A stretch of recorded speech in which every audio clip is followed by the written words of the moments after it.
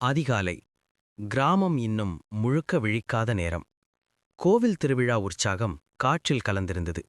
ஒரு விஐபி வருகிறார் என்று செய்தி. அவரை வரவேற்க இளைஞர்கள் எல்லாம் ஆர்வமாக தயார்.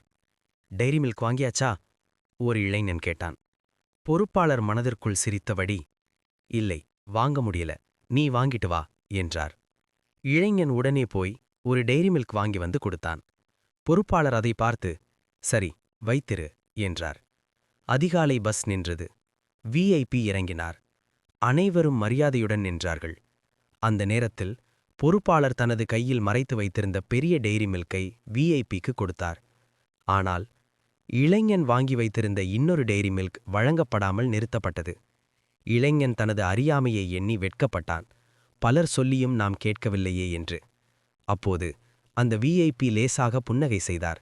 அந்த புன்னகை சொன்னது, இந்த உலகம் ஒரு பயிற்சி கூடம். பிறருடன் நாம் வேலை பார்க்கும்போதுதான் நம் அறியாமையை அறிந்து கொள்ள முடிகிறது. இங்கே நாம் நினைப்பது ஒன்று, நடப்பது இன்னொன்று. ஆனால் கற்றுக்கொள்வதுதான் முக்கியம் என்பது போலிருந்தது.